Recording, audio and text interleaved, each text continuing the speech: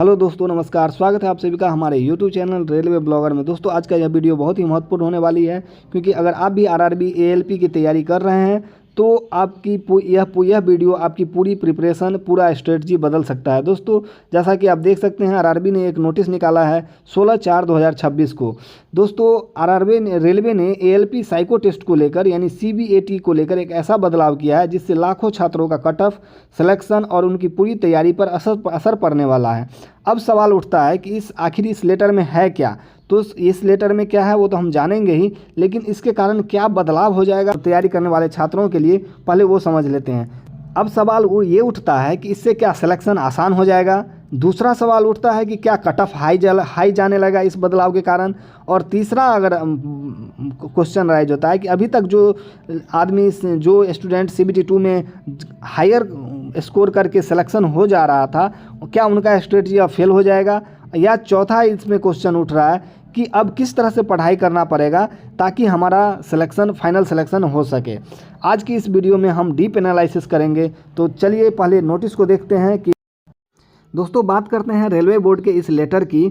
तो दोस्तों, इस लेटर का डेट है 16/4/2026, जिसमें कहा गया है दोस्तों, रेलवे बोर्ड का जो ये लेटर है जिसका डेट है 16/4/2026। दोस्तों, इस लेटर को ध्यान से देखिएगा तो इसमें बोला गया है कि पहले जो हम लोगों का वेटेज रहता था वो सेकेंड स्टेज जो कंप्यूटर बेस्ड टेस्ट है उसका 70% वेटेज रहता था, और जो सीबीएटी है उसका 30% वेटेज रहता था। लेकिन अब नया बदलाव करके इसमें क्या किया गया है दोस्तों, तो 50-50% वेटेज रखा गया है। किसका?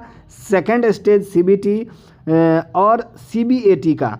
तो जो कि एग्जिस्टिंग जो हम लोगों का रेशियो था 30% और 70 और 30 का, उसको हटा के 50-50% का वेटेज रख दिया गया है। दोस्तों, इससे क्या बदलाव होने वाला है, इसका क्या असर पड़ेगा हमारी आपकी तैयारी पर, विद्यार्थी के मानसिक संतुलन पर, रेलवे ने ये बदलाव क्यों किया है, इस सारे जानकारी का हम जानकारी को डिस्कस करने वाले हैं।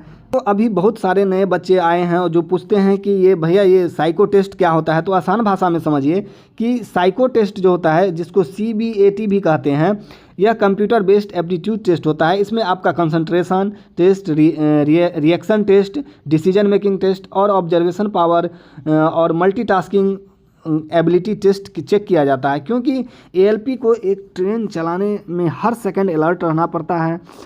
अब बात करते हैं कि पहले क्या था और अभी नया में क्या बदलने वाला है। तो दोस्तों, पहले जो था, पहले छात्र ज़्यादातर फोकस करते थे सीबीटी 2 पर।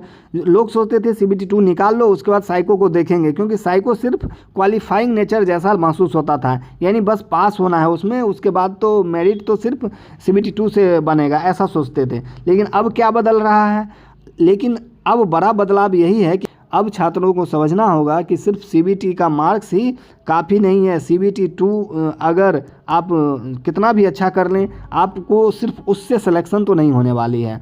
यानी अब सिर्फ पढ़ाकू होना काफ़ी नहीं है, मेंटली और फास्ट होना पड़ेगा, एक्यूरेट होना पड़ेगा, और आपका कंसंट्रेशन हाई होना पड़ेगा। कट ऑफ पर इसका क्या असर पड़ेगा? अब बड़ा सवाल आता है कि कट ऑफ पे क्या असर पड़ेगा। तो दोस्तों, डीप एनालिसिस के हिसाब से 3 बड़े बदलाव दिख सकते हैं। पहला, सीबीटी 2 का कट ऑफ अब नीचे जा सकता है। क्यों? क्योंकि रेलवे ओवरऑल एप्टीट्यूड टेस्ट पर ज़्यादा ध्यान देगा, अब साइको टेस्ट पर ज़्यादा ध्यान देगा। पहले लोग सीबीटी 2 पर ज़्यादा मार्क्स लाने की कोशिश करते थे, लेकिन अब कंपटीशन थोड़ा स्प्रेड हो जाएगा, दोनों तरफ भागेगा। कुछ लोग साइको में ज़्यादा मेहनत करेंगे, कुछ सीबीटी 2 को एज इट इज लेते रहेंगे। फाइनल में अब जो बनेगा, दूसरा बदलाव होगा कि फाइनल मेरिट लिस्ट ज़्यादा डेंजरस होगी, क्योंकि कई बच्चे सीबीटी 2 निकाल लेते थे, लेकिन साइको में स्ट्रगल करते रहते थे। अब जो छात्र शुरुआत से ही साइको का प्रैक्टिस करेंगे, वही फाइनल मेरिट लिस्ट में ऊपर जाएंगे। तीसरा बात इसमें क्या मिलेगा कि एवरेज स्टूडेंट जो है उसको मौका मिलेगा। ये सबसे इम्पोर्टेंट पॉइंट है। अगर कोई भी छात्र जब ज़्यादा थ्योरेटिकल स्ट्रांग नहीं है, लेकिन उसका फोकस, ऑब्जर्वेशन और रिएक्शन अच्छा है, तो उसको क्या होगा, उसको अभी मौका मिलने का चांस है। अब बात करते हैं दोस्तों कि अब कठिनाई क्या होने वाली है। अब क्या कठिनाई होने वाली है, तो ज़रा ध्यान से सुनिएगा। पहले कठिनाई क्या थी? मैथ था, फिजिक्स था और टेक्निकल था। लेकिन अब ये तीनों से टॉपिक डाइवर्ट होके आपका साइको के तरफ जो आपका मेंटल प्रेशर आएगा, एक्यूरेसी का टेंशन रहेगा, स्टेबिलिटी, कंसंट्रेशन बरकरार रखने का और स्पीड बनाने का भी प्रेशर आप पे आएगा। ये आपका जो कठिनाई है वो बढ़ने वाली है। यानी अब एग्ज़ाम सिर्फ पढ़ाई का ही नहीं, दिमागी संतुलन का भी खेल बन जाएगा दोस्तों। अभी बात करते हैं छात्र अभी सबसे ज़्यादा गलती कहाँ करते हैं। छात्र अभी सबसे ज़्यादा गलती करते हैं दोस्तों 6 से 7 घंटा सिर्फ थ्योरी पढ़ते हैं और साइको का प्रैक्टिस नहीं करते हैं, और ये CBAT जो ब्रेन का प्रेशर हैंडल नहीं कर पाता, और जब वो साइको में जाते हैं तो उनका साइको का टेंशन वो झेल नहीं पाते हैं, इसलिए उनका ज़्यादातर का साइको नहीं हैंडल होता था। लेकिन फिर भी 30% वेटेज था तो ले दे के निकल जाते थे। अब ये डिफ़िकल्ट होने वाला है। अगर साइको टेस्ट को लेकर और बात करेंगे तो दोस्तों साइको टेस्ट में नॉलेज का नहीं, सिर्फ परफॉर्मेंस मायने रखती है। वहाँ अगर आप कितना भी नॉलेजेबल है उनसे उसको न्यूटन का लॉ या फिर कोई डिफ़िकल्ट क्वेश्चन मैथ का नहीं पूछा जाता। वहाँ देखा जाता है कि आप चीज़ों को कितनी जल्दी रिकॉग्नाइज करते हैं, कितनी जल्दी पहचानते हैं, उसको पहचान के कितना जल्दी रिएक्ट करते हैं, आपका कंसंट्रेशन कितना देर तक आप बना के रखते हैं, ये सारा चीज़ वहाँ पे मायने रखता है दोस्तों। अब सबसे इम्पोर्टेंट चीज़ आता है कि तैयारी इसका कैसे करें। इसमें तैयारी कैसे करना होगा दोस्तों, तो सबसे पहले इसके स्ट्रेटजी बनाना पड़ेगा, और CBT और CBAT दोनों को साथ साथ तैयारी करना पड़ेगा। अभी दोस्तों दोनों को पैरेलल लेके चलना पड़ेगा। हर दिन कम से कम 20 से 30 मिनट रिएक्शन बेस्ड प्रैक्टिस करना पड़ेगा, ऑब्जर्वेशन गेम करना पड़ेगा, और number matching, pattern recognization, memory practice, इस सब को लेकर के आपको डेली के, जैसे CBT 2 का तैयारी करते थे वैसे CBAT का भी तैयारी अब डेली करना पड़ेगा दोस्तों। सिर्फ किताब पढ़ने से सिलेक्शन नहीं होगा, मॉक टेस्ट लगाना पड़ेगा, और जितना भी मॉक टेस्ट लेंगे दोस्तों वो ऑनलाइन लेंगे, क्योंकि CBAT में सबसे बड़ा एनिमी आपका टाइम और उसका प्रेशर रहता है।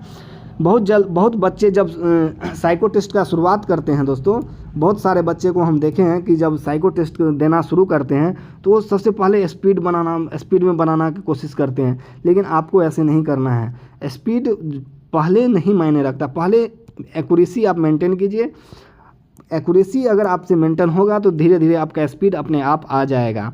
और अगर गांव में तैयारी करने वाले भाइयों हैं, बहुत सारे लोगों हैं, तो उनको डरने का ज़रूरत नहीं है। हाँ, पैटर्न बदल गया है लेकिन मौका अभी भी सबके लिए